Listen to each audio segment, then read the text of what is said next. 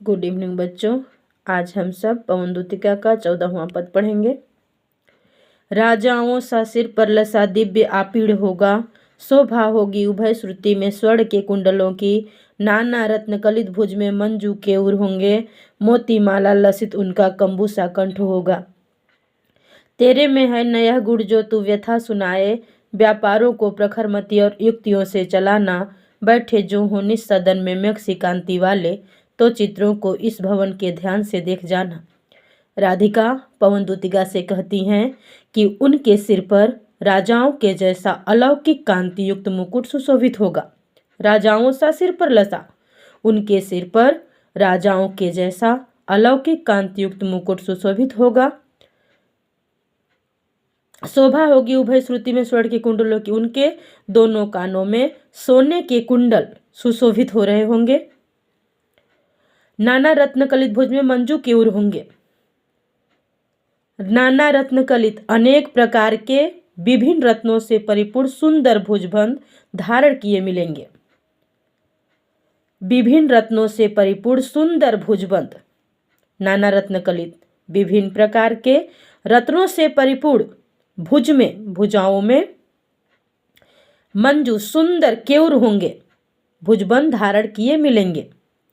मोतीमाला लसित उनका कंबूसा कंठ होगा। इसके साथ ही उनका कंबूसा शंख के जैसी सुडौल सुंदर गर्दन में मोतियों की माला सुशोभित होती दिखेगी। राधिका पवन दूतिका से कहती है कि राजाओं के जैसा अलौकिक कांतियुक्त मुकुट सुशोभित होगा। उनके दोनों कानों में तुझे सोने के सुंदर कुंडल शोभा बिखराते दृष्टिगत होंगे। वे अपनी दोनों भुजा में विभिन्न रत्नों से परिपूर्ण सुंदर भुजबंद धारण किए मिलेंगे। इसके साथ ही उनकी शंख जैसी सुडौल सुंदर गर्दन में मोतियों की माला सुशोभित होती दिखाई देगी। आगे कहती हैं कि तेरे में न है यह गुण जो तू व्यथा सुनाए। राधिका कहती हैं पवन दूतिका से कि तुम्हारे अंदर ऐसा गुण नहीं है कि तू बोल करके मेरी सारी व्यथाओं को श्री कृष्ण को सुना दे। राधिका पवन दूतिका से कहती हैं कि तुम्हारे अंदर ऐसा गुण नहीं है कि तू मेरी सारी व्यथाओं को बोल करके बता दे, अतः तुम किसी भी बात को बोलकर समझाने में असमर्थ हो। तुम्हारे अंदर बोलने का कोई गुण नहीं है, फिर भी अपने तेज बुद्धि के व्यापारों को प्रखर मति से युक्तियों को चलाना।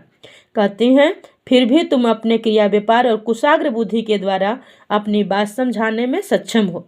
राधिका कहती हैं कि हे पवन, तुम्हारा मुख नहीं है, अतः तुम किसी भी बात को बोलकर समझाने में असमर्थ हो। यद्यपि तुम्हारे भीतर बोलने का गुण नहीं है, फिर भी तुम अपने क्रिया व्यापार और कुशाग्र बुद्धि के द्वारा अपनी बात समझाने में सक्षम हो। आगे कहती हैं बैठे जो हो निज सदन में मेघसी कांति वाले। अगर श्री कृष्ण जी अपने सदन, अपने घर में मेघसी कांति वाले, बादल के समान शरीर वाले, बादल के कांति के समान सुंदर वर्ण वाले मेरे प्रियतम अपने घर में बैठे हों, तो कहते हैं तो चित्रों को इस भवन के ध्यान से देख जाना।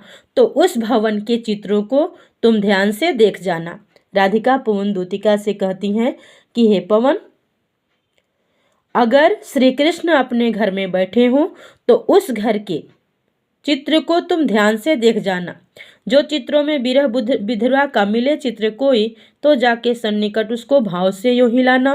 प्यारे हो के चकित जिससे चित्र की ओर देखें, आशा है यूं सुरती उनको हो सकेगी हमारी। राधिका कहती हैं कि उस घर के चित्र में यदि विरह विधुरा, विरह से दुखी, उस चित्र में अगर विरह से दुखी किसी स्त्री का चित्र हो, तो उस चित्र के कहती हैं तो जाके सन्निकट, तो उस चित्र के पास जाके उसको भाव से हिलाना, उस चित्र को इस भाव से हिलाना, प्यारे होके चकित जिससे चित्र की ओर देखें, जिससे मेरे प्रियतम श्री कृष्ण आश्चर्यचकित होकर उस चित्र की ओर देखने लगे। आशा है यो सुरती उनको हो सकेगी हमारी। मुझे पूर्ण विश्वास है कि इस प्रकार से सुरती यानी याद, इस प्रकार से उन्हें हमारी याद अवश्य आ जाएगी। राधिका पवन दूतिका से कहती हैं यदि उस चित्र में कोई विरह से दुखी स्त्री का चित्र हो तो उस चित्र के पास जाकर तुम उसे इस भाव से हिलाना कि मेरे प्रियतम आश्चर्यचकित होकर उसे देखने लगे। मुझे पूर्ण आशा ही नहीं बल्कि विश्वास भी है कि उस विरहणी के चित्र को देखकर उन्हें मेरी याद अवश्य ही आएगी कि मेरी प्रियतमा राधिका भी मेरे विरह में इसी प्रकार व्यथित होगी। जो कोई भी इस सदन में चित्र उद्यान का हो हो प्राणी विपुल उसमें घूमते बावले से तो जाके सन्निकट उसके औ हिला के उसे भी देवात्मा को सुरती ब्रज के व्याकुलों की कराना। राधा पवन दूतिका से कहती हैं कि यदि उस सदन में किसी उद्यान का चित्र हो, यदि उस सदन में किसी उद्यान का चित्र हो और प्राणी विपुल उसमें घूमते बावले से और उसमें प्राणी व्याकुल होकर व्याकुल और बावले से घूमते हुए दिखाई दे तो जाके सन्निकट उसके तो उस चित्र के पास जाकर के और उसे इस भाव से हिलाना और इस प्रकार उस देवात्मा मेरे प्रियतम देवात्मा श्री कृष्ण को उनके विरह में व्याकुल ब्रज के प्राणियों की याद दिलाने में तू सफल हो जाएगी। देवात्मा को सुरती ब्रज के व्याकुलों की कराना और इस प्रकार से उनके विरह में ब्रज के व्याकुल लोगों की दशा से उन्हें अवगत कराना।